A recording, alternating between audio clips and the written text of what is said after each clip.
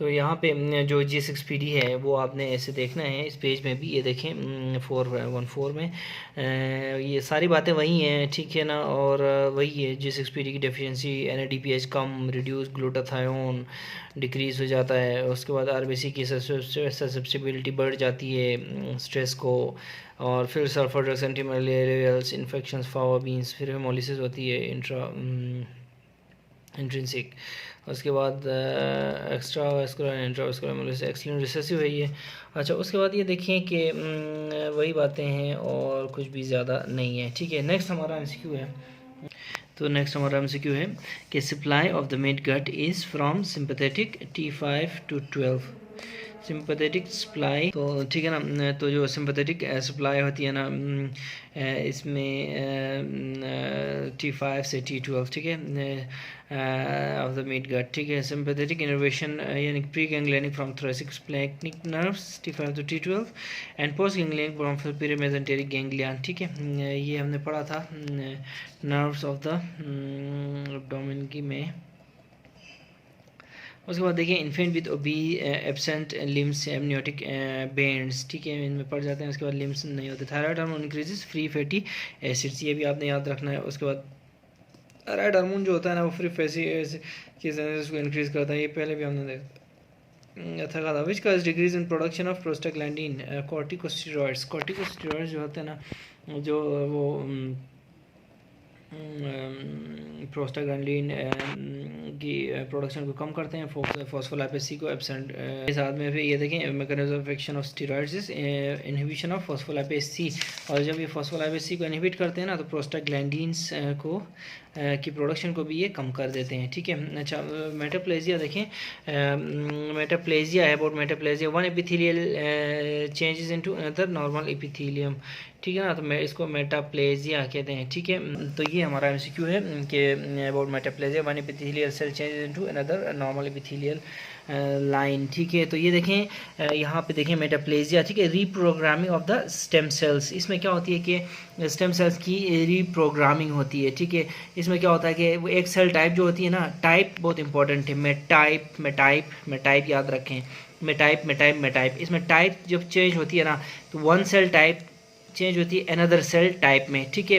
वो किसी भी स्ट्रेस की वजह से, इस तरह की कोई स्ट्रेस, फॉर एग्जांपल स्ट्रेस हमारा गैस्ट्रिक एसिड का स्ट्रेस की वजह से एसोफेजियल जो एपिथेलियम चेंज होती है। और इसी तरह स्मोकिंग की वजह से, यहाँ पे देखिए गैस्ट्रिक एसिड और स्मोकिंग दो टाइप्स हमारे एग्जांपल्स दिए गए हैं। स्मोकिंग की वजह से क्या होती है, रेस्पिरेटरी सिलिएटेड कॉलमनर जो एपिथेलियम होती है ना वो स्ट्रेटिफाइड स्क्वेमस एपिथेलियम में कन्वर्ट हो जाती है। स्ट्रेटिफाइड ये इसको स्क्वेमस मेटाप्लेजिया कहते हैं, ठीक है। इधर भी वही है, इधर गैस्ट्रिक देखें बेरेट इसोफेगस बन जाती है, ठीक है। बेरेट इसोफेगस में बेरेट के बारे में पहले हम थोड़ा पढ़ते हैं कि बेरेट जो इसोफेगस होती है ना वो देखें इसमें क्या होता है। इसमें ये होता है कि जो नॉन केराटिनाइज्ड स्क्वेमस जो एपिथेलियम होती है ना, non keratinized stratified squamous epithelium, normal epithelium होती है इसोफेगस की, ये बिकॉज ऑफ एक्सेसिव इरिटेशन या स्ट्रेस, HCl के स्ट्रेस की वजह से, गर्ड की वजह से फॉर एग्जांपल, ठीक है ना, इस तरह की बीमारी की वजह से ये क्या होती है इंटेस्टाइनल एपिथेलियम में कन्वर्ट हो जाती है। इंटेस्टाइनल एपिथेलियम देखें क्या कौन सी होती है, नॉन सिलिएटेड, ठीक है, नॉन सिलिएटेड कॉलमनर और गोबलेट्स विद गोबलेट सेल्स, इसको ना इसको कहते हैं इंटेस्टाइनल एपिथेलियम, ठीक है। तो ये बेरेट इसोफेगस बोलते हैं इसको जब ये कन्वर्ट होती है इसमें तो ये अक्सर लोअर इसोफिजियल जंक्शन में होती है, ठीक है, स्क्वेमो कॉलमनर जंक्शन में होती है, ठीक है ना। ये स्क्वेमो कॉलमनर जंक्शन है, याद रखें SJG, ठीक है ना। यहाँ से ऊपर जो होती है ना स्क्वेमस एपिथेलियम होती है नॉर्मली, यहाँ से नीचे कॉलमनर इंटेस्टाइनल एपिथेलियम कहते हैं इसको, ठीक है। अगर ज़्यादा से ज़्यादा एसिड इसमें जाता है ना यहाँ से इधर तो ये वाली एपिथेलियम भी इस जैसे ही बनती है जहाँ एसिड होता है, ठीक है। तो होता क्या है फिर, ये increase risk of oesophageal adenocarcinoma. इसीलिए कहते हैं कि इसोफेजियल एडिनोकार्सिनोमा जो होता है ना हमेशा नीचे होता है, क्योंकि एसिड ऊपर तो नहीं जाता ना ज़्यादा, इसलिए जो इसोफेजियल एडिनोकार्सिनोमा होता है ना वो नीचे होता है इस जगह में। जबकि जो इसोफेजियल स्क्वेमस सेल कार्सिनोमा होता है ना वो अपर 2/3 में होता है, और ये अल्कोहल की वजह से होता है। ये जो होता है एडिनोकार्सिनोमा ये एसिड की वजह से होता है, ठीक है ना। तो ये आपने नोट करना है। यहाँ फिर स्क्वेमो कॉलमनर जंक्शन से ऊपर डेफिनेटली ये कौन सा कार्सिनोमा होगा, बेरेट इसोफेगस में एडिनोकार्सिनोमा होगा, ठीक है। अच्छा, उसके बाद देखें ये एपिथेलियम हो गई, इसको कहते हैं मेटाप्लेजिया। ठीक है, हम ये मेटाप्लेजिया में पढ़ रहे हैं, तो इसको बेरेट इसोफेगस में भी मेटाप्लेजिया होता है from squamous epithelium to intestinal columnar epithelium. ठीक है, अच्छा उसके बाद चलें, यही हम कह रहे थे कि बेरेट में भी गैस्ट्रिक एसिड की वजह से वो एपिथेलियल चेंज होती है, ये हमने पढ़ा। उसके बाद सिगरेट स्मोकिंग में देखें रेस्पिरेटरी सिलेटेड कॉलमनर एपिथेलियम जो होती है ना, वो फिर रिप्लेस होती है स्ट्रेटिफाइड स्क्वेमस एपिथेलियम में। ठीक है, तो ये फिर देखें अच्छा चेंज होती है, ठीक है, स्ट्रेस की वजह से। फिर क्या होता है कि ये जो मेटाप्लेजिया है ना, metaplasia can go to dysplasia. ये देखें मेटाप्लेजिया में प्रोग्रेस टू डिस्प्लेजिया। ठीक है, डिस्प्लेजिया होता है तो फिर वो फिर malignant transformation with persistent insult. ठीक है, फॉर एग्ज़ाम्पल मलिग्नेंट ट्रांसफॉर्मेशन ये अगर होती है, ठीक है ना, जो सॉरी वो अगर परसिस्टेंट स्टिमुलस रहता है, फॉर एग्जांपल एसिड की बात करें स्टमक में, तो एसिड परसिस्टेंट होता है, पहले एपिथेलियल चेंज हो जाएगी, एपिथेलियम जब इंटेस्टाइनल बन जाएगी तो एडेनोकार्सिनोमा हो सकता है लोअर थर्ड में। ठीक है, इसके बारे में भी हम पढ़ेंगे। ठीक है, क्योंकि इसोफेजियल एडेनोकार्सिनोमा लोअर थर्ड में होता है और अपर थर्ड में स्क्वेमस जो होता है ना, स्क्वेमस सेल कार्सिनोमा होता है। ठीक है ना।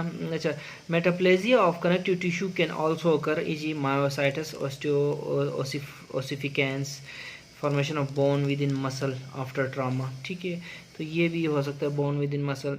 अच्छा, तो ये डायग्राम देखते हैं थोड़ा। ये देखें यहाँ पे नॉर्मल सेल है, नॉर्मल सेल बार बार स्टिमुलस लग रहा है, एसिड लग रहा है या स्मोकिंग लग रहा है, तो वो सेल टाइप चेंज होती है। जब सेल टाइप चेंज होती है ना, तो उसको हम मेटाप्लेजिया कहते हैं। लेकिन सेल स्ट्रक्चर चेंज होता है ना, उसको हम डिस्प्लेजिया कहते हैं। ठीक है, मेटाइप, ठीक है, मेटाइप और डिस, ये देखें दो चीज़ आप याद रखें यहाँ पे। ये देखें मेटाप्लेजिया में टी है ना, तो सेल टाइप मेटाइप, टाइप चेंज होगी तो मेटाप्लेजिया। फिर जो स्ट्रक्चर में एस देखें, एस तो एस पे देखें, एस स्ट्रक्चर एस है ना, इसमें देखें दो एस है, ठीक है ना, तो इससे मतलब स्ट्रक्चर चेंज हो जाता है। तो स्ट्रक्चर जब चेंज होता है तो डिस्प्लेजिया कहलाएगा। टाइप चेंज होता है टेप टाइप, तो फिर मेटाप्लेजिया कहलाएगा। Metaplasia can progress to dysplasia with persistent stimuli. ठीक है, डिस्प्लेजिया फिर और क्रोनिक इरिटेशन होना, इरिवर्सिबल क्रोनिक इरिटेशन हो तो फिर कहाँ जाएगा, डिस्प्लेजिया न्यूप्लेजिया में कन्वर्ट हो जाता है। ठीक है, तो इधर इन्होंने शॉर्ट करके लिखा है कि ये देखें change in cell, normal cell कब न्यूप्लेजिया में कन्वर्ट होगा, चेंज इन सेल टाइप भी हो, स्ट्रक्चर भी हो, मेटाप्लेजिया भी हो, डिस्प्लेजिया भी हो, तो ये रिवर्सिबल हो जाता है। ठीक है, ये इन्होंने कहा है। तो ये मेटाप्लेजिया आपने यहाँ से ये थोड़ा सा रख के रोक के।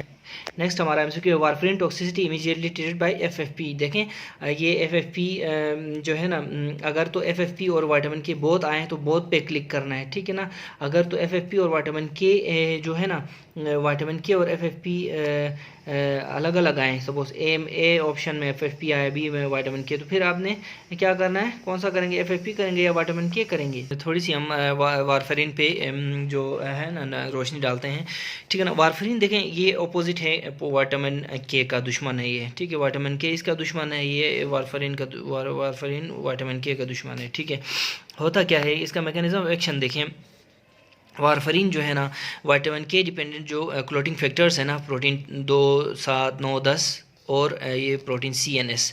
ठीक है ना, ये फैक्टर्स हैं, ये क्लोटिंग फैक्टर्स हैं, ये प्रोटीन फैक्टर्स हैं, ये क्लोटिंग फैक्टर्स हैं। ठीक है ना, प्रोटीन C जो है ना, इसकी सबसे शॉर्ट हाफ लाइफ होती है, उसके बाद प्रोटीन 7 की सबसे शॉर्ट हाफ लाइफ होती है। ठीक है, अच्छा होता क्या है कि इनकी जो है ना गामा कार्बोक्सिलेशन को रोकता है वारफेरिन, इनकी गामा कार्बोक्सिलेशन को रोकता है through inhibition of epoxide reductase. ठीक है, इस पे एक्ट करता है। ठीक है, इसको रोकता है। ठीक है, अच्छा अब इसके बाद देखें यहाँ पे कुछ चीज़ें लिखी हुई हैं। इसमें क्या होता है कि पीटी जो है ना प्रोलॉन्ग होगा इसमें, और क्या होगा, एक्सट्रिंसिक पाथवे पे एक्ट करता है, ये इफेक्ट करता है, और इसकी जो है ना लॉन्ग हाफ लाइफ होती है, याद रखें वारफेरिन की। ठीक है, वारफेरिन की लॉन्ग हाफ लाइफ होती है, यानी कि हमारा जो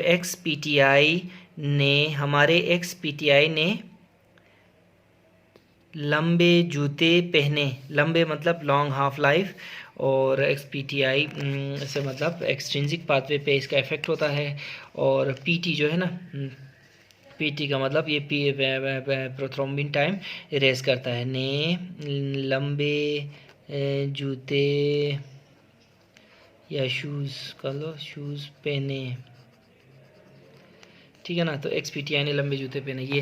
अच्छा उसके बाद अब यहाँ तक क्लियर हो गया। उसके बाद देखें अब हमारा जो MCQ है, फॉर रिवर्सल ऑफ वारफेरिन हम क्या देंगे, विटामिन K देंगे, ठीक है। लेकिन फॉर रैपिड रिवर्स, अगर क्वेश्चन में रैपिड आ जाए तो फ्रेश फ्रोजन प्लाज्मा देंगे, ठीक है, या फिर PCC, ठीक है। रैपिड आ जाए तो FFP या PCC देंगे, ठीक है ना। अगर रैपिड ना हो तो फिर हम विटामिन के पे क्लिक कर सकते हैं, या फिर बोथ पे क्लिक कर सकते हैं, या फिर तीनों पे क्लिक कर, ऑल ऑफ द अबव पे क्लिक कर सकते हैं, ठीक है ना। अच्छा उसके बाद देखिए जो वारफेरिन जो है ना, इसकी जो एंटी कोआगुलेशन में वारफेरिन को हम यूज़ करते हैं, ठीक है। क्रोनिक एंटी कोआगुलेशन जैसे कोई MI वगैरह, कार्डियक इश्यूज़, वेनस थ्रोम्बोएम्बोलिज्म में, अच्छा ठीक है ना, प्रिवेंशन ऑफ स्ट्रोक और इवन एट्रियल फिब्रिलेशन में भी हम वारफेरिन को प्रोफाइलेक्टिक यूज़ कर सकते हैं, ठीक है। अच्छा उसके बाद वारफेरिन जो है ना टेराटोजेनिक होता है, ठीक है, और not use in pregnant women, ठीक है, because warfarin unlike heparin crosses placenta, ठीक है। Unlike heparin warfarin crosses placenta, इसलिए देखें यहाँ पे देखें इसकी टेराटोजेनिसिटी में, ये देखें क्रॉस यस हेपेरिन में नो और यस वारफेरिन में यस, इसलिए वारफेरिन टेराटोजेनिक समझा जाता है, ठीक है ना। उसके बाद देखिए फॉलो PT INR हम जो करवाते हैं ना बुबा के, PT और INR करवाते हैं वारफेरिन चेक करने के लिए, ये तो मैंने कई बार करवाया है, ठीक है। अच्छा ये हो गया। उसके बाद ये हमने पढ़ लिया रिवर्सल वगैरह। उसके बाद देखिए जो एडवर्स इफेक्ट्स हैं, bleeding, teratogenicity, skin tissues necrosis, drug to drug interaction plus initial risk of hypercoagulable state बना देता है, ठीक है, पर कोआगुलेबल स्टेट बना देता है। Protein C has a shorter life than protein 2 and 9। Existing protein C depletes before existing factors 2 and 10 deplete, यानी C सबसे पहले गायब हो जाता है, ठीक है, बिफोर 2 और 9 से भी पहले, ठीक है ना। उसके बाद क्या होता है फिर हाइपर कोआगुलेबल स्टेट बन जाती है। ये एडवर्स इफेक्ट है वारफेरिन का। अच्छा यहाँ पे देखिए, यहाँ थोड़ी सी कंपेरिजन हम करके जाते हैं। देखिए इसके बाद हम विटामिन के किसी और MCQ में सही तरीके से डिटेल के साथ वारफेरिन के साथ ही पढ़ लेंगे, ठीक है। अच्छा उसके बाद देखिए वारफेरिन जो है ना, रूट ऑफ एडमिनिस्ट्रेशन और ओरल, देखो बुबा ओरल लेते हैं वारफेरिन को, फिर लीवर में जो है ना जो साइड अफेक्शन है इसका लीवर है, और जबकि वारफेरिन का देखें ब्लड है, ठीक है। उसके बाद देखें एक्शन स्लो होता है इसका, onset of action slow, limited by half lifes of normal clotting factors, ठीक है। उसके बाद देखें जो इसका मैकेनिज्म ऑफ एक्शन वही है, एम्पेयर सिंथेसिस ऑफ विटामिन के डिपेंडेंट क्लोटिंग फैक्टर्स वही हैं 2, 7, 9, 10 और CNS, ठीक है। उसके ऑनसेट ऑफ एक्शन ड्यूरेशन जो है दिनों में ये एक्शन लेता है, जबकि हेपेरिन अपोजिट है इसका, आवर्स में। अच्छा उसके बाद रिवर्सल विटामिन के, fresh frozen plasma and PCC दे सकते हैं, रैपिड के लिए ये दोनों, और स्लो के लिए ये, ठीक है। उसके बाद प्रोटामिन सल्फेट आपको पता है हेपेरिन का, ये एंटीडोट है, ठीक है। उसके बाद चेकिंग के लिए क्या देखेंगे हम, ठीक है ना, फॉलो करने के लिए PT INR कराएंगे, एक्सट्रिंसिक पाथवे, ठीक है, जबकि मॉनिटरिंग के लिए हेपेरिन की मॉनिटरिंग के लिए PTT करेंगे, ठीक है, PTT, ठीक है। उसके बाद देखिए टेराटोजेनिक तो ये है ही है, ठीक है। तो ये हमने थोड़ा सा वारफेरिन के बारे में थोड़ा डिटेल पढ़ लिया, और उसके बाद किसी और MCQ में हम विटामिन के भी कर लेंगे, ठीक है। अच्छा माइफ्रेस्टोन एक्ट थ्रू प्रोजेस्टेरोन एंटागोनिस्ट, ठीक है। ये क्या लिखा है, माइफ्रेस्टोन स्टिमुलेट्स यूट्राइन कंट्रक्टिलिटी, ठीक है। माइफ्रेस्टोन जो है ना ये कंट्रक्टिलिटी, यूट्रस की कंट्रक्टिलिटी को बढ़ाता है, और antiprogestin also increase prostaglandins by inhibiting prostaglandin dehydrogenase, ठीक है। माइफ्रेस्टोन पढ़ते हैं, माइफ्रेस्टोन ये देखिए एंटी प्रोजेस्टीन है ये माइफ्रेस्टोन, ठीक है। इसका जो एसोसिएटेड जो ड्रग है वो यूलिप्रिस्टाल है, दोनों का मैकेनिज्म है anti progestin, these are progesterone antagonist, ठीक है। ये क्या करते हैं, इंक्रीज दे यूट्राइन के यूट्रस की कंट्रक्शन को बढ़ाते हैं, ये सिर्फ कंट्रक्शन को बढ़ाते हैं, जिसकी वजह से ये टर्मिनेशन ऑफ द प्रेगनेंसी में ये क्लिनिकल यूज़ होते हैं। और माइफ्रेस्टोन विद मिज़ोप्रोस्टोल ये यूज़ होती है टर्मिनेशन ऑफ प्रेगनेंसी में, और इमरजेंसी कंट्रासेप्शन के लिए यूलिप्रिस्टाल यूज़ की जाती है, ठीक है।